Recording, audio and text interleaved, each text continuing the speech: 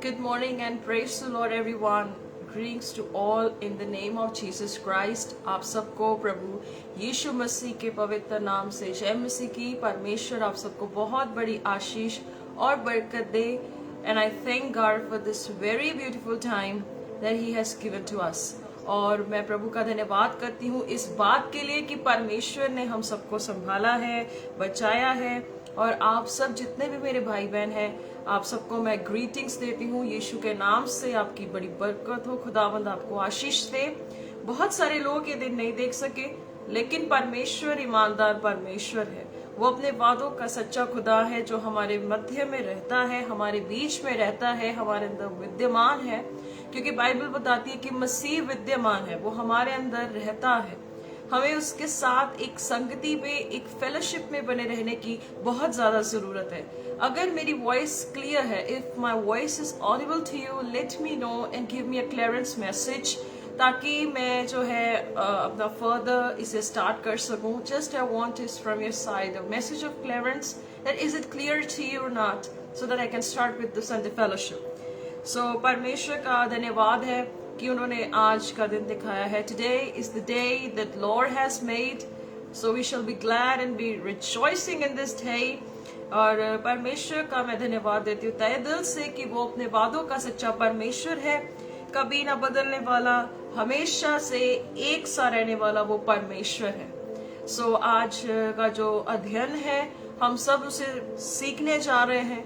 आज हम जिस बातों से सीखेंगे, हम परमेश्वर का उस बातों के लिए भी तहे दिल से शुक्रिया अदा करते हैं, क्योंकि वो परमेश्वर अपने वचन से हर समय हमसे बात करते हैं। हर वक्त वो अपना वचन भेजते हैं, क्योंकि वो अपने नाम से बढ़कर अपने वचन को महत्व देने वाले खुदा है। क्योंकि उन्हें पता है कि वो जो उनका वचन है, उस वचन में या तो हाँ की हाँ होती है या ना होती है।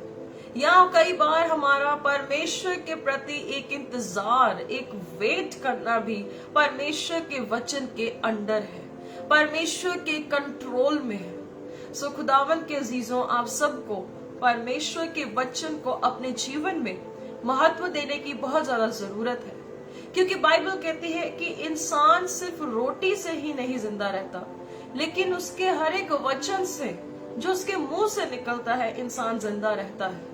कई लोग कहते हैं कि मैं अच्छी डाइट लेता, कई लोग कहते हैं कि मैं कसरत करता, कई लोग कहते हैं कि मैं हर एक उस औषधि को लेता हूँ जो मेरे शरीर को भला चंगा रखती है। ये बात बिल्कुल सच है और इसमें कोई दो राय नहीं है। लेकिन अब अगर हम पवित्र शास्त्र के अनुसार इन बातों को देखें, तो परमेश्वर का कलाम कहता है कि इंसान जो है वो परमेश्वर के वचन से जिंदा रहता है।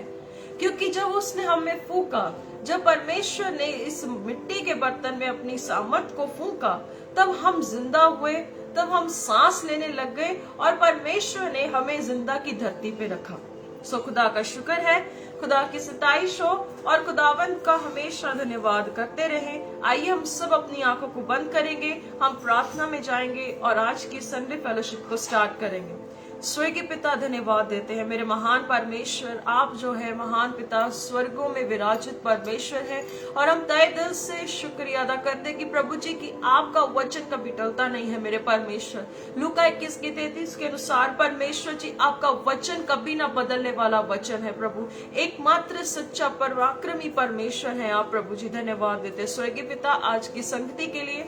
हम आपको तहे दिल से शुक्रिया अदा करते प्रभु जी कि आपने अपने इस वचन को हम सब में रखा मेरे प्रभु जी। आपने उत्तम उपहार प्रभु जी अपने बेटे यीशु को हमारे लिए दिया, ताकि जो कोई इस पे विश्वास करता है वो कभी मरता नहीं है प्रभु जी, वो अनंत काल के जीवन को पाता है। स्वर्गीय पिता प्रभु यीशु मसीह के नाम से हम प्रार्थना करते पिताजी, शुरू से लेकर स्वर्गीय पिता अंत तक हर एक बात पे आपका कब्जा हो, आपका नियंत्रण हो मेरे परमेश्वर। प्रार्थना करते यीशु जी की आपका फजल हर एक पर हो मेरे खुदावंद। हर अजीज, हर भाई बहन जो आने वाले समय में भी इस मुकद्दस बातों को सुने मेरे प्रभु, तेरी रहमत हो मेरे प्रभु जी। परमेश्वर अपनी बुद्धि देकर परमेश्वर जी आज पिता अपने वचनों को समझाइए कि इस अंत के दिनों में प्रभु आप क्या अपने लोगों से बात करना चाहते हैं, क्या बातें आप अपने लोगों को सिखाना चाहते हैं। स्वर्गीय पिता यीशु के नाम से हर तरह की अंधकार की शक्तियां, हर इब्लीस की चाल परमेश्वर, जितने हथियार प्रभु जी प्रभु हमारे विरोध में बने हैं, वो हम में से किसी पे भी सफल नहीं होगा प्रभु, क्योंकि यहोवा के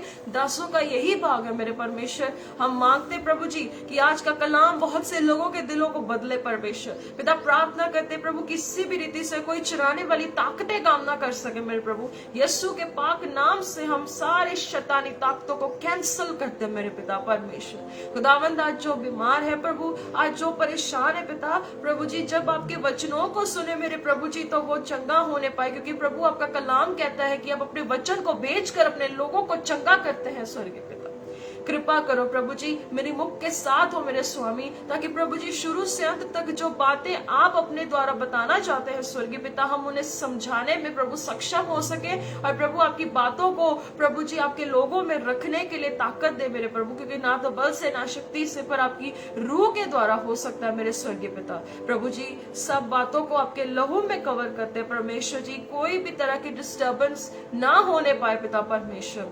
है खुदा प्रभु जो अपनी कमियों में परेशानियों में है मेरे स्वर्गीय पिता, प्रभु अपने स्वर्ग के भंडारों को खोल कर प्रभु जी सबके लिए मुहैया कर, क्योंकि मेरा परमेश्वर फिलिपियों 4:19 के अनुसार प्रभु आप अपने स्वर्गीय धन से परमेश्वर मसीह यीशु की महिमा में हर एक भाई हर एक बहन सुनने वाला और प्रभु आगे समय में सुनने वालों की जरूरतें आप प्रभु स्वर्ग से पूरी करे प्रभु। अगर किसी के जीवन में पिताजी पाप का काम है प्रभु, पाप का रुकावट है प्रभु, आपका पवित्र आत्मा उनको कन्विक्ट करे परमेश्वर, उन्हें निरुत्तर करे, ताकि वो अपने जीवन से प्रभु वो गलत गतिविधियों को दूर करें और वो अपने सच्चे मुक्तिदाता यीशु के चरणों में बैठकर प्रभु आपको जान सके, क्योंकि यही आपकी इच्छा है कि एकमात्र सच्चे परमेश्वर अर्थात मसीह को जानने के लिए आप सहायता करें पिता।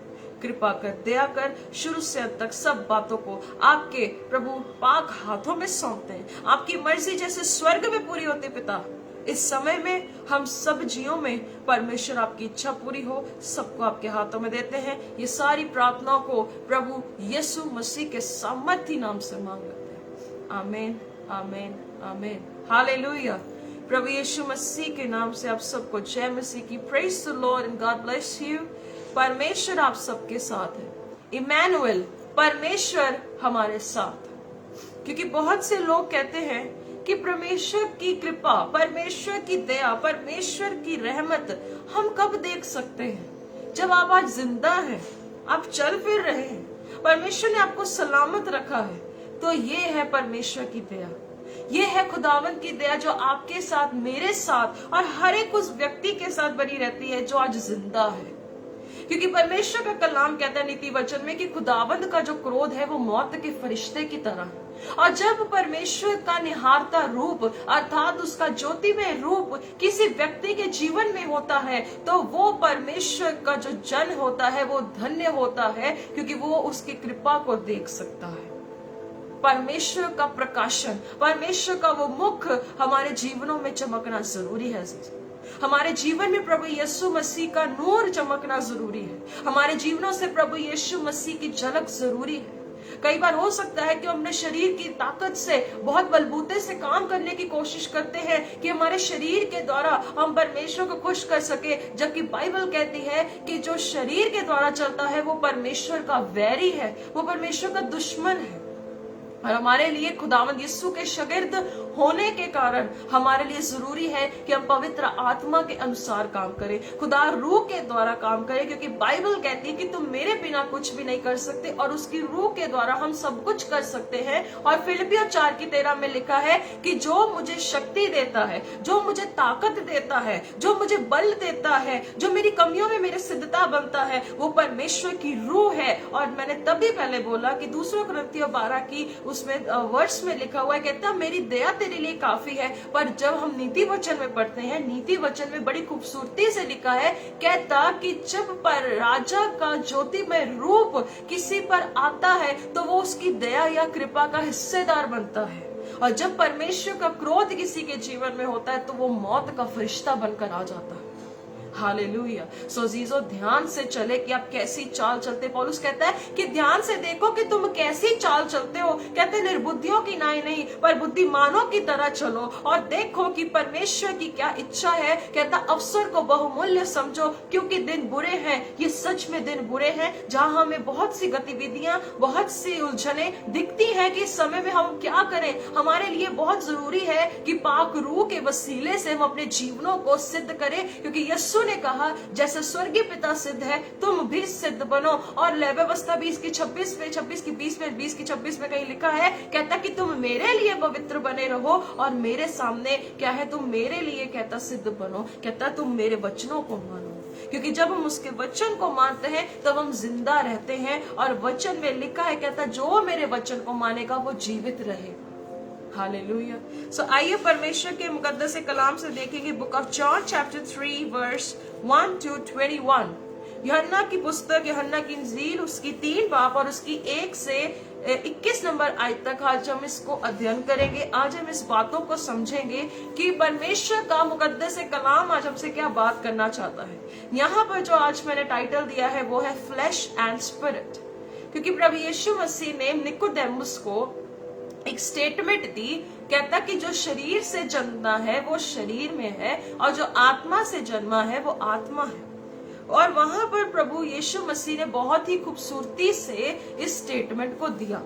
और आज हम देखेंगे कि निकोदेमुस और यीशु मसीह में जो बातचीत हुई, उस बातचीत पर आज हम गौर करने वाले हैं कि प्रभु यीशु मसीह ने एक पहर में जब वो बैठे हुए थे तो उस रात में निकोदेमुस, यहूदियों का सरदार, वो यहूदियों का सरदार जो शास्त्री फरीसी प्रभु यीशु मसीह में कोई ना कोई षड्यंत्र रचते थे कि वो कोई ना कोई रीति से उसे घात करे, उसे मार सके। और आज वही निकोदेमुस, यहूदियों का सरदार, वो जूइश जिसको शास्त्र फरीसियों का वचन, व्यवस्था की पुस्तकें, हर एक चीज में वो निपुण था, वो व्यक्ति प्रभु यीशु मसीह से मिलने आया। क्या बड़ी बात नहीं? वही यहूदियों का सरदार एक समय पर यीशु मसीह की बातों को सुनता अचंभित होता होगा कि सच में ये अलौकिक व्यक्ति है, इसमें वो खासियत है जो इस दुनिया के और गुरुओं में नहीं है, उन रब्बियों में नहीं है जो इस यीशु नासरी में है, जो नासरत से आया। और आप जानते हैं नथानियल ने भी कहा था क्या नासरत से कोई अच्छी चीज निकल सकती है। ये वही नासरी है जो अलौकिक है और जिसकी बातों में आप जब जानते हैं मत्ती 7 की 28 से 29 में आप पढ़ सकते हैं, वहां लिखा है कि प्रभु यीशु मसीह जब बात करते थे अधिकार से बात करते थे, अथॉरिटी से बात करते थे। और आप इस बात को भी जानते हैं जिस समय प्रभु यीशु मसीह को पकड़वाने के लिए वो सिपाही आए, वो सिपाही भी मुड़ के चले गए। क्यों? क्योंकि वो कहता कि हमने वैसी बातें कभी सुनी ही नहीं है जैसी बातें खुदावन यीशु मसीह बात करता है। हालेलुया। सो अजीजों, आपको और मुझे बड़ी तत्परता के साथ कार्य करने की जरूरत है। इस समय में हमें बड़ी गंभीरता के साथ चलने की जरूरत है, क्योंकि समय बुरे हैं। अवसर को बहुमूल्य समझो क्योंकि दिन बुरे हैं। तो इसलिए अजीजों, आइए वचन से देखेंगे कि जो निकोदेमुस है, जो यहूदियों का सरदार, उसके दिल में ऐसी क्या बात पनपी जिस कारण से वो यीशु मसीह को रात के एक पहर में मिलने आया। क्योंकि बाइबल कहती है, वचन में देखेंगे, आइए देखिए book of John chapter 3 verse 1। यूहन्ना की पुस्तक उसकी 3 बाब उसकी 1 नंबर आयत से देखेंगे, फरीसियों में निकोदेमुस नाम का एक मनुष्य था जो यहूदियों का सरदार था। अब यहां देखेंगे फरीसियों में से एक निकोदेमुस व्यक्ति का नाम का एक मनुष्य था जो यहूदियों का सरदार था। जब मैंने इसे स्टडी किया वहां पर मुझे यहाँ पर मिला कि वो जूइश एक सेंचैल्डिन ग्रुप था। यहूदियों में एक सेंचैल्डिन नाम का ग्रुप था, कम्युनिटी चलती थी जहां पर शास्त्री या जो जूइश के लोग होते थे वो इकट्ठे होते थे। और वहां का वो कहता कि उस पूरे दल का, सेंचैल्डियन जो था, उस ग्रुप का वो लीडर था।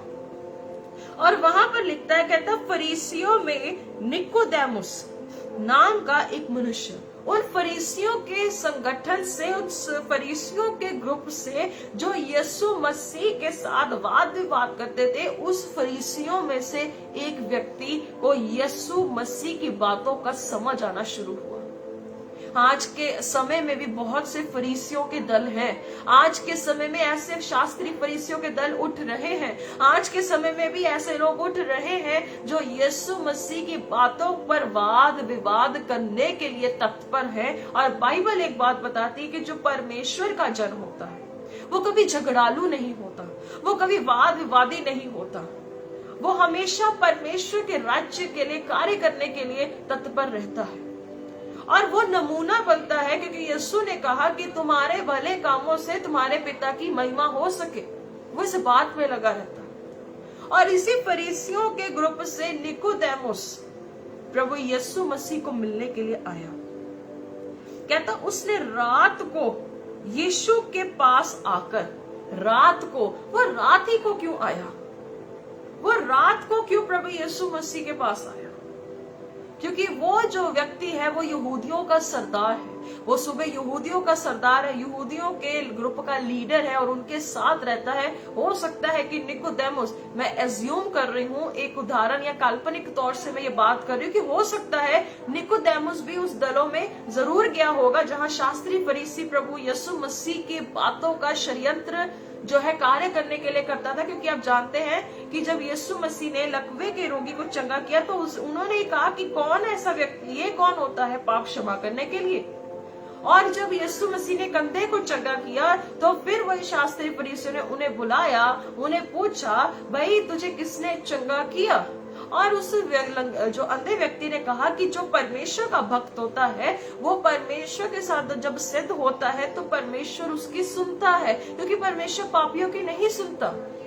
हालेलुया। तो यहाँ पर देखेंगे उसी रात वही फरीसियों का सरदार निकोदेमुस प्रभु यीशु मसीह को मिलने के लिए आया, प्रभु यीशु मसीह से बातें करने के लिए आया। क्योंकि उस व्यक्ति ने देखा होगा कि लंगड़े चलते हैं, अंधे देखते हैं, मुर्दे जिंदा होते हैं। उस व्यक्ति ने जब उनकी बातों को सुना होगा, उसने देखा होगा कि ये तो वही व्यवस्था की बातों में से बात कर रहा है। क्योंकि 12 साल की उम्र में यीशु मसीह फरीसियों से मंदिर में बैठकर वो क्या करता था, परमेश्वर के मुकद्दस से कलाम की बातों को क्या था बोलता था। और वो हैरान होते थे कि ये बातें एक इतनी छोटी उम्र में करने वाला व्यक्ति कैसे कर सकता। जब उसने इन बातों को देखा होगा, जब उसने इन बातों को निहारा होगा, तो प्रभु यीशु मसीह के पास वो आया। कहता उसी रात उसने रात को यीशु के पास आकर उससे कहा, हे रब्बी।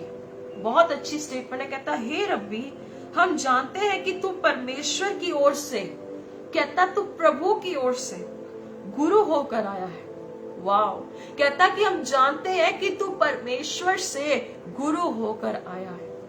प्रभु यीशु मसीह की सेवकाई की शुरुआत में निकोदेमुस हिल चुका उनकी बातों से। तो आज क्या हम ऐसे यीशु के नमूने बनते हैं कि अगर हमारी सेवकाई को शुरू हुए को अभी 5 हफ्ते हो, 5 दिन हो या 5 दिन हो, क्या हमारी ऐसी बातों में प्रभाव है कि लोग हमारे बातों से कहे कि ये सच में परमेश्वर से भेजा हुआ एक जन है?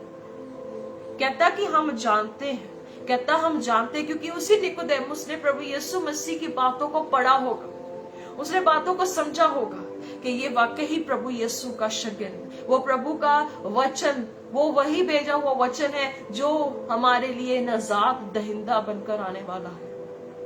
और निकोदेमुस ने यीशु मसीह की बातों पे विश्वास किया। उसने देखा कि ये अलौकिक है, ये अद्भुत बातें हैं और ये बातें कोई यहोवा परमेश्वर से भेजा हुआ जब जन आता है उसके अलावा कोई बात नहीं कर सकता। और वो खुद एक रब्बी था, वो खुद एक लीडर था। उसको कह रहा है, प्रभु यीशु को कहते कि हम जानते हैं कि तू परमेश्वर की ओर से भेजा गया है। अब मत्ती की पुस्तक उसकी 4:23 में भी देख सकते हैं। वहां पर भी हम जब वचन को देखते हैं तब देखेंगे कैसा वचन लिखा है। मैथ्यू चैप्टर 4 वर्स 23, मत्ती की पुस्तक उसकी 4:23। यीशु सारे गलील में फिरता हुआ उन आराधनालयों में उपदेश करता, राज्य का सुसमाचार प्रचार करता, लोगों को हर प्रकार की बीमारी और दुर्बलता को दूर करता रहा। जब उसने ये निकोदेमुस ने बातों को देखा कि वो राज्य का सुसमाचार कर रहा है, लोगों के आराधनालयों में जा जाकर प्रभु की खुशखबरी के बारे में बता रहा है, वो ये वही यीशु नासरी है जो कहता है तौबा करो, मन फिराव करो ताकि तुम्हारे लिए विश्राम के दिन आ सके। जब आप मरकुस की 6:43, मार्क चैप्टर 6 वर्स 43 में भी हम देखते हैं तो वहां पर भी यही वचन लिखा हुआ है, वहां पर भी इसी बातों को वो दर्ज करता है। कहता है टुकड़ों, I think it's not written 4:34, I think, see, not 6:34, I think it's written here, वहां पर ही लिखा है 4:34, और कहीं पे लिखा होगा, वहां पे वो कॉन्टेक्स्ट लिखा होगा कि यीशु मसीह आराधनालयों में जा जाकर प्रचार करते थे। जब उसने देखा कि सच में ऐसे अद्भुत काम हो रहे हैं, तब वो निकोदेमुस कहता है, हे रब्बी, हम जानते हैं कि तू परमेश्वर से गुरु होकर आया है। और प्रभु यीशु मसीह ने बार बार इस बात को बोला कि मेरा यही आत्मिक भोजन है कि मैं अपने बेचने वाले की मर्जी को पूरा कर सकूं।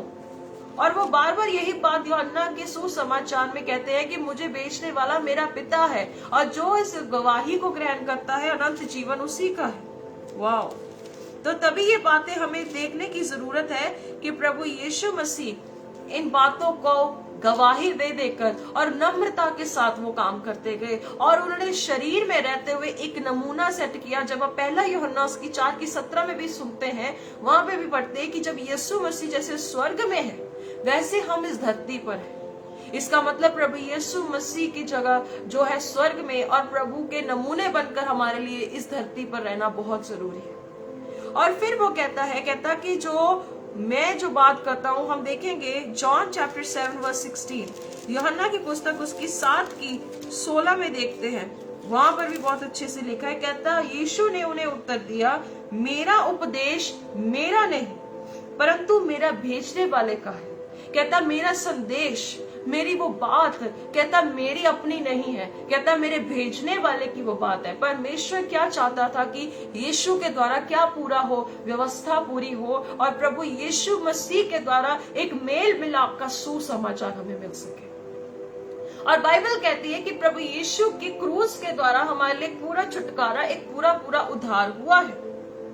और बाइबल आगे आप पढ़ते, यदि कोई उसकी इच्छा पर चलना चाहे तो वह इस उपदेश के विषय में जाना चाहेगा कि ये परमेश्वर की ओर से है या मैं अपनी ओर से कहता हूँ। कहता जो उसकी इच्छा, मतलब परमेश्वर की इच्छा पे चलता है, तो उसे इस बात के बारे में समझ आ जाएगी। कहता कि यीशु मसीह कहते हैं कि जो इस बातों पर मन लगाएगा उसे पता लग जाएगा कि मैं परमेश्वर की ओर से हूँ कि मैं नहीं हूँ। जब यीशु खुद कहता है तो आज के समय में आपको और मुझे भी इतनी गंभीरता के साथ जीवन जीने की जरूरत है, परमेश्वर की इच्छा में रहने की जरूरत है, ताकि जब लोग हमारे पास आए, जब लोग हमारे पास आके हमसे बात करें तो कहे वाकई ही हम जानते हैं कि प्रभु ने आपको चुना है। सिस्टर, जानता हूं कि मैं प्रभु ने आपको चुना है, प्रभु के काम को आप कर रहे हैं। ऐसी गंभीरता हमारे जीवन में भी होनी चाहिए, क्योंकि जब कोई व्यक्ति उपदेश देता है, या तो वो अपने उपदेश से अपनी बड़ाई करता है, या वो पिता के उपदेश से अपने भेजने वाले की महिमा करता है। हमारे लिए महिमा किसकी जरूरी है, परमेश्वर की या अपनी? क्योंकि यीशु मसीह ने खुद भी शरीर में रहते हुए अपने पिता की महिमा की, तो हमारे लिए भी कितना ज्यादा जरूरी है कि हम अपने शरीर में रहते हुए अपने स्वर्गीय पिता को ऊंचा करें। क्योंकि जिसको, जो क्या वचन कहता है कि जो इस वचन का पालन करता है, जो वो उससे रीति से सिखाता है जैसे वो सिखाता है, तो कहता परमेश्वर कहता वो बड़ा है। हालेलुया। कहता हम जानते हैं कि तू गुरु होकर आया, क्योंकि कोई इन चिन्हों को जो तू दिखाता है, यदि परमेश्वर उसके साथ ना हो तो वो दिखा नहीं सकता। और आप जानते हैं, कहता कि जो कोई चिन्ह तू दिखाता है, अगर प्रभु उसके साथ ना हो तो वो इन चिन्हों को क्या है, कर ही नहीं सकता है। जैसे मैंने अभी बताया कि जब हम जो क्या लिखा है उसमें, यूहन्ना की पुस्तक उसकी 9 बाब में पढ़ते हैं कि जब एक अंधा चंगा होता है, जन्म का अंधा जो चंगा होता है, तो वो जब यहूदियों के सामने बात करता है, कहता है कि परमेश्वर का भक्त जो है, अगर वो प्रभु के साथ पवित्र ना हो या वो प्रभु के साथ अच्छे रिश्ते में ना हो, तो प्रभु उसकी नहीं सुनता। वो प्रभु का भक्त है, कहता कि वो परमेश्वर है, पापियों की सुनता ही नहीं। और कहता जो तू चिन्ह चमत्कार दिखाता है, अगर प्रभु उसके साथ ना, हमारे लिए परमेश्वर का साथ हमारी सेवकाई में, हमारे कामों में होना बहुत जरूरी है। क्योंकि यीशु ने भी कहा कि अगर तुम मेरे नाम से चिन्ह चमत्कार करते हो, तो कहता है एक दिन तो मैं तुम्हारा इनकार कर ही दूंगा। पर यीशु की एक इच्छा है, कहता कि तुम मेरी इच्छा में चलो। उसकी रजा में रहना सीखो। अगर आपके पास छोटा झुंड है तो बाइबल कहती है, हे छोटे झुंड तुम मत डर, क्योंकि प्रभु को भाया है कि वो तुझे राज्य दे सके। आपका झुंड चाहे बड़ा हो या झुंड आपके 2 लोगों का हो या झुंड आपके 20 लोगों का हो या आप अकेले क्यों ना हो, पर आप अकेले नहीं है अगर आपके साथ परमेश्वर है। रोमियो 8:31 में लिखा है, अगर खुदावंद मेरी ओर है तो मेरा विरोधी कौन हो सकता है। जब यहोवा किसी को, परमेश्वर खुद किसी को धर्मी ठहराए तो कौन किसी को दोषी ठहरा सकता है। हालेलुया। सो अजीजों, आपके समय में, इस समय में आप जब परमेश्वर के नाम से कोई सेवकाई का क्षेत्र संभाल रहे हैं, परमेश्वर का साथ होना बहुत जरूरी है। क्योंकि यीशु मसीह ने खुद कहा है, वचन में हम जब देखते हैं कि परमेश्वर का कलाम कहता है कि यदि तू मेरी व्यवस्था की पुस्तक में बना रहे, मेरी कलाम में बना रहे, मेरी बातों में बना रहे, कहता तेरे सब काम सफल होंगे। भजन संहिता 1:3 में भी लिखा है कि जब वो उसके वचन में बना रहता है तब उसके सब काम सफल होते हैं। इसका मतलब आपको सफलता करने के लिए किसी भी चीज में इतनी दौड़ करने की जरूरत नहीं है। आपको सिर्फ एक चीज करनी है, वो है मसीही दौड़ दौड़िए। 1 कुरिन्थियों 9:23-27 के अनुसार मसीही दौड़ दौड़िए, क्योंकि मसीही दौड़ में हमारे लिए एक आशा है कि हमें इनाम मिलेगा। 2 तिमोथियुस 4:8 में हमें एक इनाम मिलेगा। प्रकाशित वाक्य 22:11 में हमें एक इनाम मिलेगा। और प्रकाशित वाक्य 1-2-3 में लिखा कहता, तू विश्वास रोके रहे तो मैं तुझे जीवन का मुकुट दूंगा। हमारे लिए एक इनाम रखा गया है जीसस। प्रकाशित वाक्य 20 में लिखा है कि एक पुस्तक हमारे लिए दर्ज की गई है जिसमें हमारा नाम लिखा जाएगा और हमें एक रिवॉर्ड दिया जाएगा। हालेलुया। सो इसीलिए अजीजों, प्रभु का साथ होना हमारे लिए बहुत ज्यादा जरूरी है। चिन्ह चमत्कार ये सब हमारे पीछे पड़ के होंगे, क्योंकि यीशु ने भी कहा जब तुम उसके राज्य और उसकी धार्मिकता की खोज करते हो। हमारे लिए राज्य का प्रचार करना बहुत जरूरी है, उसकी धार्मिकता को पहनना बहुत जरूरी है, क्योंकि 2 कुरिन्थियों 5:20 में लिखा है कि यीशु की धार्मिकता से हम धर्मी ठहरते हैं। तो इसीलिए क्या जरूरी है आपके लिए आज इस सेवकाई के स्तर में, क्या आपके लिए पृथ्वी का राज्य या स्वर्ग का राज्य जरूरी है? क्योंकि परमेश्वर का पुत्र यीशु मसीह खुद एक एग्जाम्पल को सेट करके गए हैं कि आप ऐसे जीवन को जिए। पर हमारे लिए एग्जाम्पल्स है ही नहीं है इस धरती पर, या बहुत से कम लोग हैं जो एक एग्जाम्पल बनते हैं। माँ बाप को जरूरी कि अपने बच्चों के सामने एक एग्जाम्पल बने, बच्चों को जरूरी है कि वो जो स्कूल जाते तो एक एग्जाम्पल बने, जो कामकाजी लोग हैं वो अपने स्वामी के सामने, अपने और जो काम करते लोग हैं कामकाजी लोग, उनके सामने एक उदाहरण बनने की जरूरत है। और जब हमें किसी के लिए उदाहरण बनेंगे तब लोग कहेंगे कि सच में जब परमेश्वर आपके साथ है आपके लिए सब कुछ ऐसे ही विद इन स्प्लैश हो जाएगा।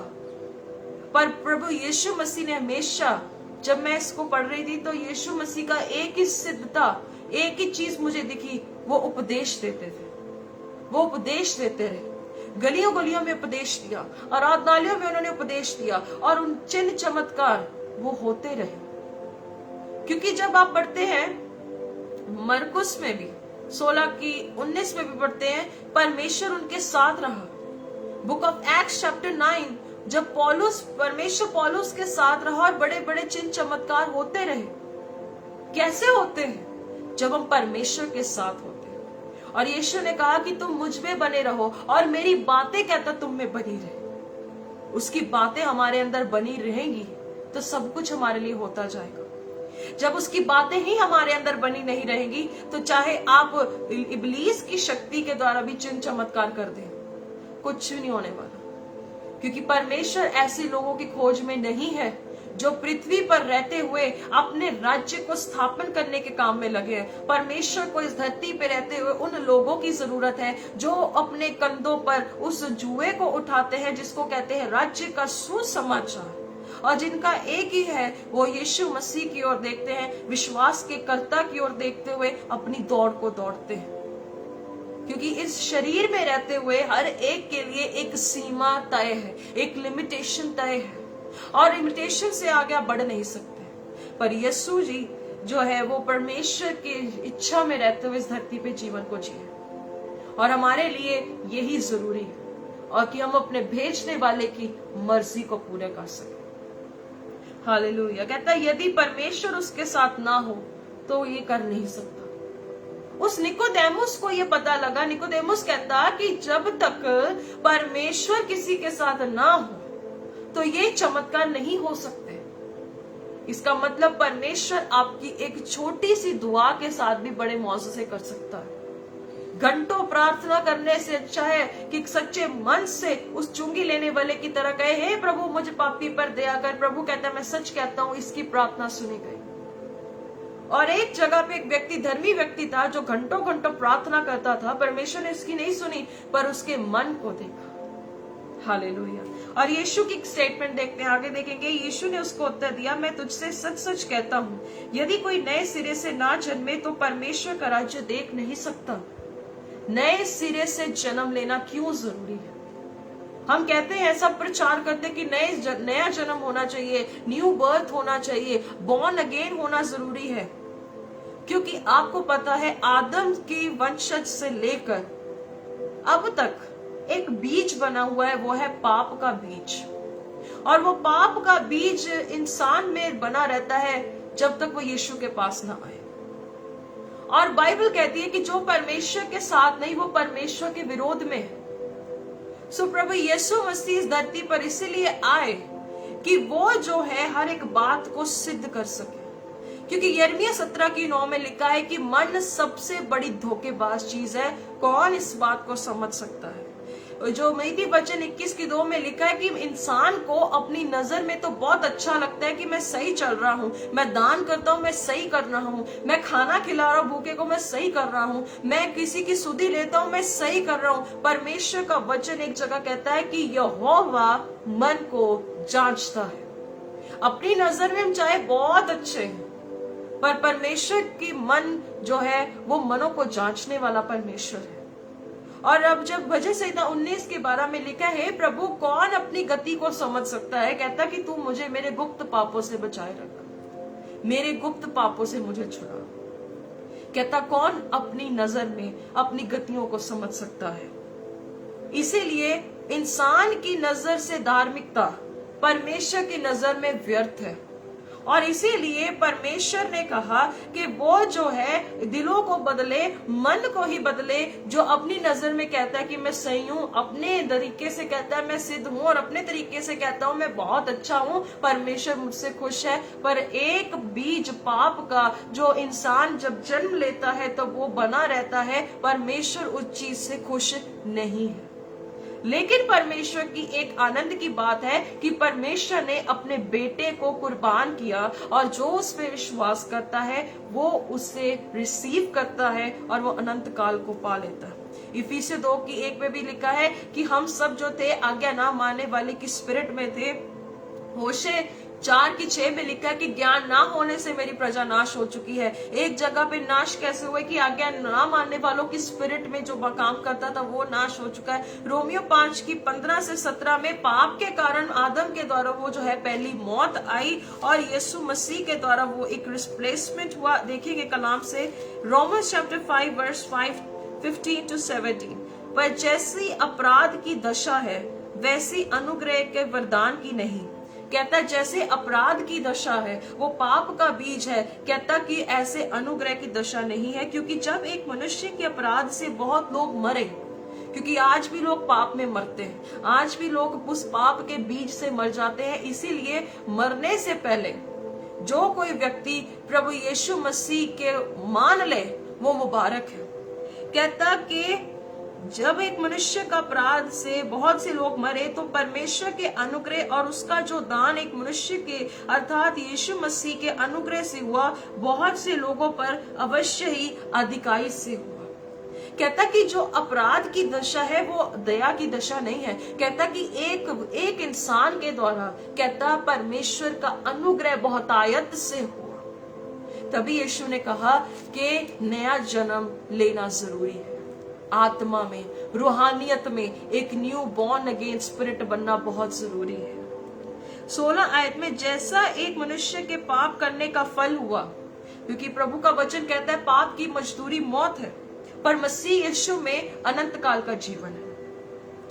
कहता कि वैसे ही दान की दशा नहीं, क्योंकि एक ही के कारण दंड की आज्ञा का फैसला हुआ, परंतु बहुत से अपराधों के कारण ऐसा वरदान उत्पन्न हुआ कि लोग धर्मी ठहरे। कहते एक बंदे के पाप के कारण सारी प्रजा दोषी ठहरी, दंड की आज्ञा हुई, और कहते कि एक ऐसा वरदान उसमें से उत्पन्न हुआ, उस जगह से उत्पन्न हुआ जिसको कहते हैं अनुग्रह का दान, और यीशु मसीह के द्वारा। क्योंकि जब एक मनुष्य के अपराध के कारण मृत्यु ने उस एक ही के द्वारा, कहते एक ही व्यक्ति के द्वारा जो पाप आया, और कहते कि राज्य किया, जो लोग अनुग्रह और धर्म रूपी वरदान बहुतायत से पाते हैं वह एक मनुष्य की। कहते जो आज दया बहुतायत से एक व्यक्ति पाता है, एक व्यक्ति जो बहुतायत से परमेश्वर के कृपा को पाता है, कहते वो एक व्यक्ति के कारण है, अर्थात यीशु मसीह के द्वारा अवश्य ही अनंत काल में वो राज्य करेंगे, वो इटर्नल लाइफ में राज्य करेंगे। हालेलुया। सो इसीलिए अजीजों, अगर आज आप जिंदा हैं, बचे हुए हैं, ये उसकी दया है, क्योंकि परमेश्वर स्वर्ग के राज्य में आप यीशु में है, यीशु आप में है। परमेश्वर अपने बेटे यीशु को देखता है, वो आपको देखता है, क्योंकि अगर आपने मसीह को पहन लिया तो परमेश्वर का बहुतायत का अनुग्रह का धन आप में बना हुआ है। अगर आप परमेश्वर के सामने जाते हैं, आप यीशु के बहन कर, यीशु में एक होकर नहीं जानते, तो अवश्य है वो प्रभु का दान आपके जीवन में क्या है, आप एक समय के लिए खो चुके। हालेलुया। सो लिखा है, कहता है एक इंसान के कारण नहीं, एक यीशु मसीह के कारण ये दान हमें मिला। सो इसीलिए रोमियो 13:14 के अनुसार प्रभु यीशु मसीह को पहन लो, यीशु को पहन लो। हमें यीशु को पहनना होगा। जब हम यीशु को पहनेंगे, परमेश्वर हमें यीशु के कारण हमारे लिए आनंदित होगा। हम उसके आनंद का बर्तन बनेंगे, उसकी दया का बर्तन बनेंगे।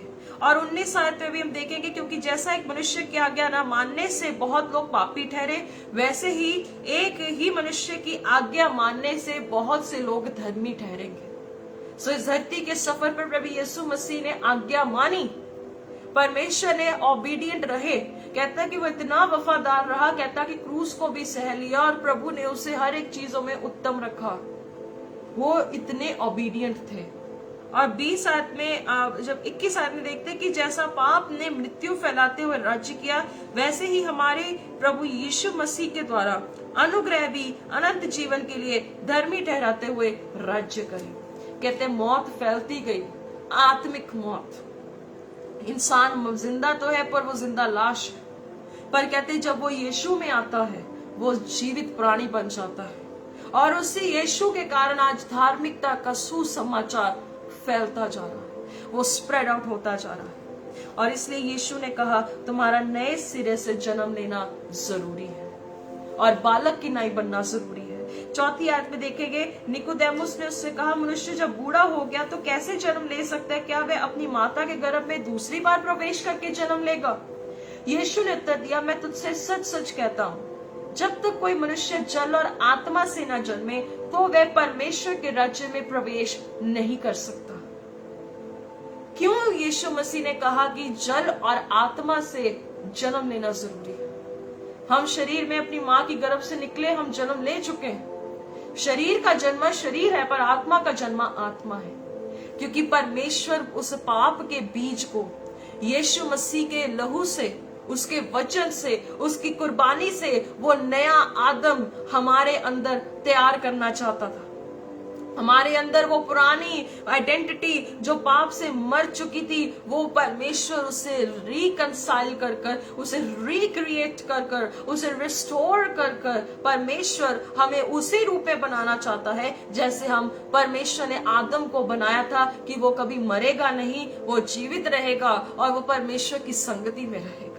हालेलुया। वो इसी चीज को एस्टैब्लिश करना चाहता है। वो अपने बच्चों को अपने पास वापस चाहता था। इसलिए यीशु मसीह ने ये स्टेटमेंट दी, कहता जल और आत्मा से, बैप्टिज्म ऑफ द फ्लैश, हम शरीर में जो है बपतिस्मा लेते हैं पिता पुत्र आत्मा के नाम से, हम बैप्टिज्म लेते हैं, हमारा नया जन्म होता है पाक रूह के वसीले से। आप जब पढ़ते हैं यहेजकेल 36, आप कोई डाल सकता है वर्स प्लीज, यहेजकेल 36 की 25 से 27 कहता मैं तुझे नया मन दूंगा, वही मन जो पाप रहित, पाप से भरा था, वो मन जो है परिवर्तित होकर, हम जानते हैं बुक ऑफ कोरिन्थियंस चैप्टर 2 वर्स 16, वहां पे लिखा है कि मसीह का मन हम में आता है। कहता मैं तुझे नया मन दूंगा, अर्थात मसीह का मन दूंगा, और कहता तुझे नई आत्मा दूंगा, मतलब पाक रूह के वसीले से हमारे नया आत्मा, हमारी आत्मिकता में नया जन्म होता है। और कहता तुझमें से मूर्ति पूजा को दूर करूंगा, तुझमें से ये सभी चीजें दूर करूंगा, और कहता मैं अपनी आज्ञा मानने वाली रूह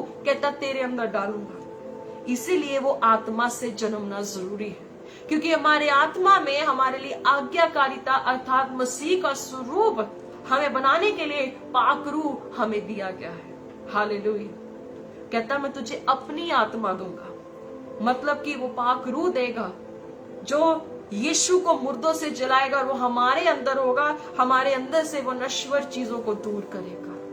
सो यीशु ने कहा कि जरूरी है तुम्हारा नया जन्म लेना, बॉर्न अगेन होना कितना जरूरी है, क्योंकि परमेश्वर की नजर में बाइबल लैंग्वेज चलती है। जब बाइबल के हिसाब से हम अपने जीवन को सिद्ध करेंगे, तब हम परमेश्वर की नजर में धर्मी ठहरेंगे। और हमारा धर्मी ठहरना कैसे होता है? जब हम यीशु को पहनते हैं और उसके वचन पे विश्वास करते हैं, तो कहता मेरा धर्मी कहता विश्वास से जीवित रहेगा। विश्वास की नींव से विश्वास के कर्ता की ओर देखेंगे तो बाइबल कहती है यू आर राइचियस।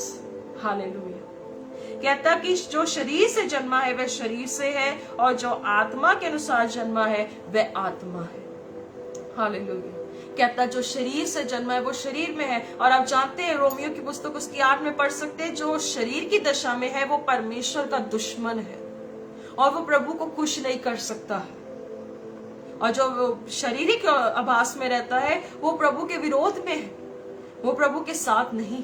और कहता जो आत्मा से जन्मा है वो परमेश्वर के साथ है, और वो एक स्पिरिट है। 1 कुरिन्थियों 6:17 के अनुसार अचंबा ना कर, यीशु कहते हैं कि अचंबा ना कर कि मैंने तुझसे कहा तुझे नए सिरे से जन्म लेना अवश्य है, क्योंकि यीशु मसीह कह रहे थे कि तुझे इतना रिएक्ट करने की जरूरत नहीं कि मैंने तुझसे कहा कि बॉर्न अगेन होना है, क्योंकि स्वर्ग के राज्य में प्रवेश करने के लिए हमारा शरीर की गतिविधि काम नहीं आएगी, हमारी धार्मिकता काम नहीं आएगी, पर यीशु का कलाम, यीशु का वचन, यीशु की धार्मिकता हमें परमेश्वर के राज्य में प्रवेश करवाएगी।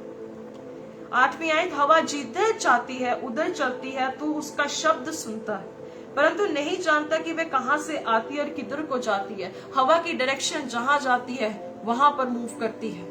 यीशु यहाँ पर एग्जाम्पल दे रहे हैं कि हवा जहां जाती है उधर चलती है, तो उसका शब्द सुनता है परंतु नहीं जानता कि वह कहां से आती है, किधर जाती है। जो कोई आत्मा से जन्मा है वह ऐसा ही है, वो ऐसा ही है। कहता जो स्पिरिट बीइंग होता है, जो आत्मिकता से जन्मा हुआ एक व्यक्ति होता है, कहता कि वो जो है परमेश्वर के वचन को सुनता है, and he walks in the direction of the lord. वो परमेश्वर की डायरेक्शन में चलने वाला एक व्यक्ति है। निकोदेमुस ने उसको उत्तर दिया, ये बातें कैसे हो सकती हैं, ये कैसे हो सकता है? कहता है ये इम्पॉसिबल है। और वो ही निकोदेमुस, यहूदियों का सरदार, वो इस बात को कह रहा है कि ये कैसे हो सकता है, पर यीशु की नजर में सब कुछ हो सकता है। कई लोग कहते हैं कि अरे हम कैसे धर्मी बन सकते हैं, वो बहाना बनाते हैं कि ये धार्मिकता कैसे बन सकती है, पर यीशु कहता है विश्वास से। जब हम उस पर विश्वास करते हैं तब हम क्या है, बचाए जाते हैं, हमारा उद्धार होता है, और कोई परमेश्वर की नजर में बहाना नहीं चल सकता। आगे देखेंगे, ये कहते कैसे हो सकता है। ये सुनकर यीशु ने उनसे कहा, तू इजरायलियों का गुरु होकर भी क्या इन बातों को नहीं समझता? कहता तू सरदार होने के बावजूद भी इन बातों को क्यों नहीं समझता? मैं तुझसे सच सच कहता हूँ, हम जो जानते हैं वह कहते हैं।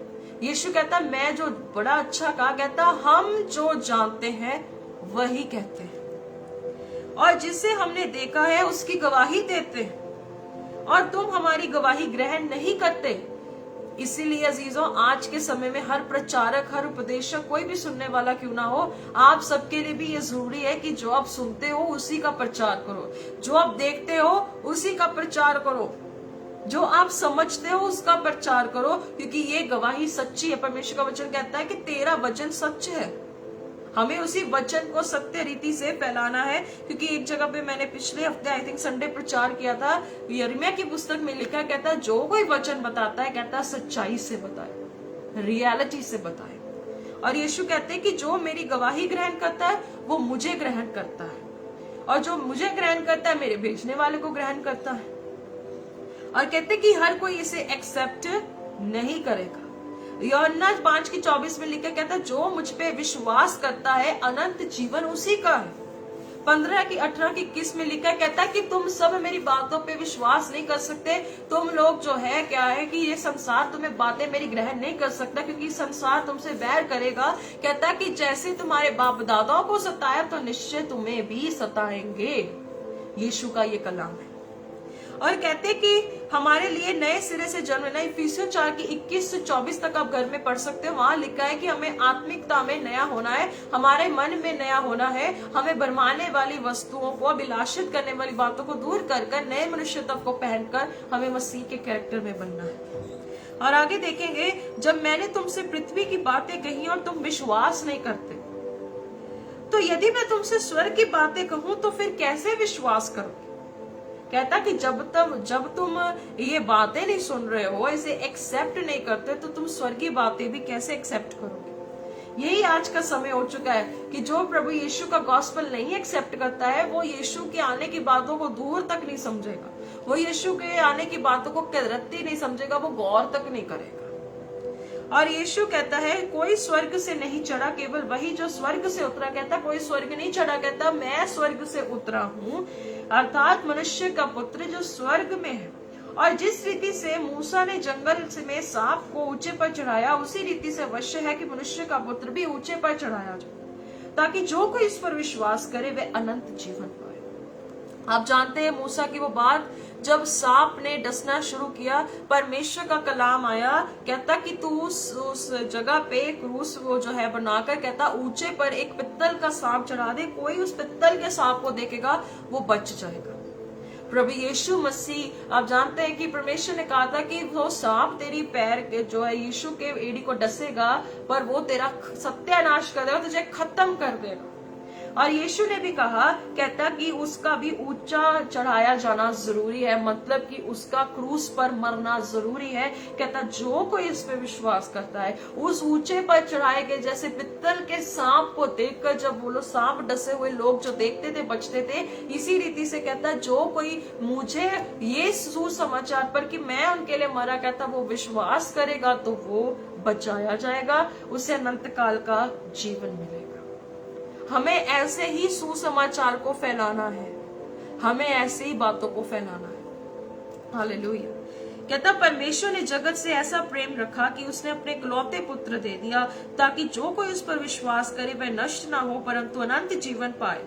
कहता जो कोई इस पे विश्वास करता है। अब यहाँ पर कोई व्यवस्था नहीं, यहाँ कोई ऑफरिंग नहीं है, यहाँ पे कोई दान नहीं है, यहाँ पे कोई कुछ नहीं है, पर हमने जैसे पढ़ा कि पाप का जो अपराध का जो दशा है वो अलग है, पर अनुग्रह का जो दशा है वो बिल्कुल अलग है। और यहाँ पे कहता है कि प्रभु ने जगत से, वो आप जानते मलाकी से मत्ती तक का जो सफर था, वो शांति जो कुछ समय तक बनी रही, परमेश्वर ने जगत से बहुत मोहब्बत की, उसे दया आई कि भाई मैंने जिस इंसान को बनाया, परमेश्वर ने नूह के समय में कहा था कि मैं इंद्रधनुष देकर इस बात को वाचा देता हूँ कि मैं दोबारा कभी ऐसे लोगों को नष्ट नहीं करूंगा। परमेश्वर चाहता है कि आज इंसान बच जाए, उसका पूरा पूरा छुटकारा हो सके, और प्रभु चाहता है हर कोई उसके ज्ञान को रखे। परमेश्वर ने अपने पुत्र को जगत में इसलिए नहीं भेजा कि जगत पर दंड की आज्ञा दे, परंतु इसलिए कि जगत उसके द्वारा उद्धार पाए। रोमियो 8:1 में लिखा है जो मसीह में है उस पर दंड की आज्ञा नहीं है, और वो अनंत काल के जीवन को पाता है। जो उस पर विश्वास करता है उस पर दंड की आज्ञा नहीं होती, पर जो उस पर विश्वास नहीं करता है वह दोषी ठहर चुका, इसलिए कि उसने परमेश्वर के इकलौते पुत्र के नाम पर विश्वास नहीं किया। आज आप विश्वास क्यों करते हैं? कि आपके लिए काम हो जाए, आपके लिए मौजज़े हो जाए, आपके उजड़े घर बन जाए, आपके खोए हुए बच्चे मिल जाए। क्या यीशु पर आप इस चीज के लिए विश्वास करते हैं, या आप यीशु पर इस चीज के लिए विश्वास करते हैं कि वो ही है जो आपको नरक से बचाएगा, वही है जो आपको अनंत काल का जीवन देगा, वही है जो आपको भटके हुओं को वो रास्ता दिखाएगा, ये वही है जो आपको दंड नहीं पर आपको उद्धार देगा। क्या आप ऐसे विश्वास करते मसीहा पर? जब आपने गॉस्पेल सुना तो आपने इस चीज को सुना कि यीशु मौत से करता है। हाँ, वो करता है, सबके लिए करता है, पर यीशु मसीह की सबसे बड़ी प्रायोरिटी है कि इंसान उस परमेश्वर को जान ले, उसकी बातों को समझ ले, उसके कलाम को मान ले, उसके वचन पर जो है पूरी रीति से विश्वास करे कि वही एक परमेश्वर है जो जीवन देता है। प्लीज यीशु मसीह को इस बातों के लिए मत तोले कि वो आपके उजड़े घरों को बना दे। परमेश्वर कर सकता है, सब कुछ उसके लिए संभव है, लेकिन परमेश्वर का प्यार भी तो समझिए अजीजों, उसके मोहब्बत को भी तो समझो, उसके मोहब्बत को मत तोलो, उसकी मोहब्बत को आप अपने दिलों में ले लो, क्योंकि आप एक समय पे भी थके हारे, निराश में, गुनाह में, गंदगी में फंसे थे। यीशु ने आपसे मोहब्बत की और उसने आपको छुड़ाया। पर आज आपको भी ये समझने की जरूरत है कि यीशु मसीह सिर्फ मेरी जरूरतों के लिए नहीं मैंने बुलाना उसको, मेरी वो जरूरत है इसलिए मैंने उसे अपने जीवन में बुलाना है। वो सब कुछ आपके लिए पूरा कर देगा जब आप उसके वचन में पूर्णताई से बने रहोगे। जब आप इधर उधर बंदरों की तरह उछलोगे ना कि मेरे लिए ऐसा हो जाए, मेरे लिए वैसा हो जाए, इधर में चला जाऊं, इस चर्च में चला जाऊं, उस चर्च में चला जाऊं, मेरे लिए वो हो जाएगा, मैं बता देना चाहती हूँ कलाम के द्वारा कुछ नहीं होने का, कुछ नहीं। जब हम खुद एक किश्तियों में, अलग अलग किश्तियों में पैर रखेंगे तो डूब जाएंगे। जब हम एक किश्ती में प्रभु यीशु को बुलाएंगे, हर एक चीज हमारे लिए अपने आप आनी शुरू हो जाएगी। जो आज यीशु को सिर्फ मतलब के लिए प्रार्थना करते हैं, मतलब के लिए उसे खोजते हैं ना, आज सबको मैं बता देना चाहती हूँ, परमेश्वर ने जगत से मोहब्बत की है कि उस पर दंड ना आए, पर उस पर दया आए। पर आज लोग यीशु से इसलिए मोहब्बत करते हैं कि उनकी चीजें पूरी हो जाए। शर्म आनी चाहिए ऐसे लोगों को जो यीशु को सिर्फ चीजों के लिए मोहब्बत करते हैं। क्या जब आपका माँ बाप जिसने आपको जन्म दिया है, क्या आप उनके लिए इसलिए मोहब्बत करते हैं कि वो आपको सारी वसीयत दे देंगे जब वो मरेंगे? नहीं, पर आप उनसे इसलिए मोहब्बत करते हैं क्योंकि उन्होंने आपको जन्म दिया, आपको पाला पोसा, आपके लिए अपनी कुर्बानियां भी दी, दिन रात एक करके आपके लिए काम किया। फिर जब उनका वो समय आता है तो आप उनको सहारा देते हैं क्योंकि उन्होंने आपको पूरी जिंदगी पालने के लिए अपने बुढ़ापे तक वो आ गए। तो क्या वो आत्माओं के परमेश्वर के प्रेम को आप ऐसे ठट्ठों में उड़ा देंगे कि जिसने 5-6 हजार साल तक इस दुनिया को अपने हाथों में संभाले रखा है अपने बेटे यीशु के कारण और उन लोगों के कारण जो उस पर विश्वास रखते हैं। मेरी हाथ जोड़ के बेनती है, प्रभु यीशु को चीजों के लिए प्यार करना बंद कर दो। यीशु को प्यार करो उसकी कुर्बानी के लिए, जिसने पूरी जिंदगी इस धरती पर एक नमूना बनाकर आपको पाने के लिए, आपको सिखाने के लिए कि मेरे बच्चे जब तू इस धरती पर रहेगा ना तो तू ऐसे चली, मेरे बच्चे जब तू इन लोगों में आएगा ना तो तू ऐसे चली, मेरे बच्चे जब तू इस दुनिया में घूमेगा, जब तुझे दुनिया में लोग ठट्ठों में उड़ाएंगे, मेरे बच्चे तू मुझे याद करी कि मेरे साथ भी ऐसे हुआ था। हालेलुया। सो यहाँ पे साफ लिखा है, कहता है जो उस पे विश्वास नहीं करता वो दंड पा चुका, कहता वो दोषी ठहर चुका, इसलिए कि उसने परमेश्वर के इकलौते पुत्र के नाम पर विश्वास नहीं किया। ये वही एक बात है जो बस इसके बाद और कोई चीज नहीं है। और दंड की आज्ञा के कारण ये है कि ज्योति जगत में आई है। आज समय है, आज जगत की ज्योति यीशु आज भी काम कर रहा है, आज भी जिंदा है, आज भी वचन से बात करता है। और मनुष्य ने अंधकार को ज्योति से अधिक प्रिय जाना। आज के समय में भी लोग यीशु मसीह से बढ़कर इबलीस की वो चमक धमक को देखकर कहते हैं कि वो मेरे लिए फेवरेट है, वो मेरे लिए सब कुछ है, वो मेरे लिए घर प्रेशियस है। पर कहता कि जगत में ज्योति आई पर उन्होंने अंधेरे को प्यार किया क्योंकि उसके काम बुरे हैं और वो झूठ का पिता है। आगे देखेंगे, क्योंकि जो कोई बुराई करता है वह ज्योति से बैर रखता है। मैंने अभी भी बताया कि जो शारीरिक दशा में वो परमेश्वर का दुश्मन है। जो ज्योति के निकट नहीं आता, ऐसा ना हो कि उसके कामों पर दोष लगाया जाए, और हो भी रहा है। आज अगर कोई ज्योति में नहीं बना रहता, ज्योति में नहीं सिद्धता से चलता, वो दोषी ठहर चुका है और उसके कामों पे दोष लगा रहे हैं लोग, ये कैसा है, ये ऐसा, व्हाटएवर, आज भी ये चल रहा है। परंतु जो सत्य पर चलता है वह ज्योति के निकट आता है। कहता जो उस पर विश्वास करता है वह यीशु के नजदीक आता है और यीशु उसके नजदीक आता है। कहता परमेश्वर के समीप आओ, परमेश्वर तुम्हारे नजदीक आएगा। कहता कि जो निकट आता है और उसके काम जब वो प्रकट हो कि वह परमेश्वर की ओर से किए गए हैं। मतलब कि वो गवाहियां, वो मौजज़े, वो बड़े बड़े चमत्कार यीशु के नाम से, कहते कि उसके जीवन में वो, अर्थात जब वो व्यक्ति अपना परमेश्वर के सामने समर्पण कर देता है कि प्रभु तेरी मर्जी पूरी हो, और जब उसके काम ज्योति में अर्थात इस दुनिया में प्रकट होते हैं, तो सच में सब लोग कहते हैं कि वाकई में इनका परमेश्वर ही ये कर सकता है। हालेलुया।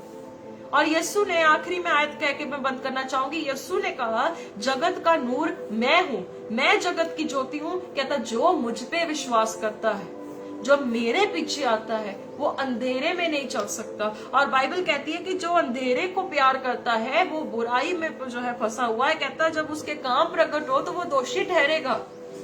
सो अजीजों, मैं तभी आज इस बात को कह के यहाँ समाप्त कर रही हूँ कि प्रभु यीशु मसीह पे विश्वास करो, क्योंकि उसने आपके लिए बहुत कुछ कर दिया है। उसकी मोहब्बत पे ईमान रखो, उसकी रहमत पर ईमान रखो, उसके अनोखे प्यार को अपने दिलों में पिरो लो, ताकि आप उसके द्वारा नजात पा सको। आइए दुआ करें। स्वर्गीय पिता, धन्यवाद और शुक्र करते प्रभु जी, आपके पाक सिंहासन के सामने हम अपने जीवनों को देते हैं प्रभु जी।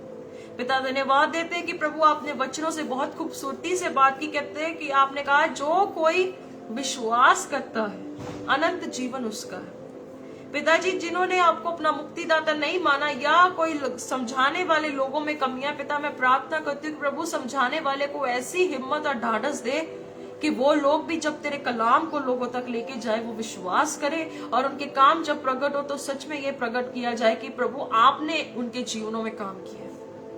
मेरे पिताजी, हम सबको सिद्ध कर, हम सबकी सहायता कर पिता, कि हम वो काम कर सके जो आपकी नजर में भावता है, जो आपको मनोहर लगता है। परमेश्वर प्रार्थना करते जिन्होंने आपको अपना मुक्तिदाता अभी तक स्वीकार नहीं किया, प्रभु उनकी मदद करें, उनके दिलों को बदले, क्योंकि हमने पढ़ा कि आप ही सबको मन देने वाले परमेश्वर। पिता प्रार्थना करते हैं, धन्यवाद देते हैं हर एक बात के लिए जो आपने किया। प्रभु जी, मैं आपके पाक हाथों में सब बातों को सौंपती हूँ। आने वाले समय में जब कलाम की बातें बताई जाए प्रभु आप सहायता करें और लोगों को समझाएं। पिता प्रार्थना करते हैं कि इस क्षेत्र के द्वारा बहुत से लोग सच्चाई को जाने और सच्चाई उन्हें आजाद कर सके। सारा आदर महिमा आपको देते, आने वाले लोगों को सुनने के लिए शक्ति दे।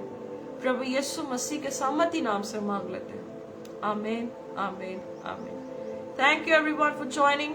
प्रभु आप सबको आशीष दे। जरूर इस कलाम पर गौर करें, समझें, सीखें और सिखाएं। अगले संडे फिर मिलेंगे। परमेश्वर के वचन के साथ दुआ में लगे रहें और प्रभु की दया में बने रहें। इसे जरूर आगे तक शेयर करें। God bless you.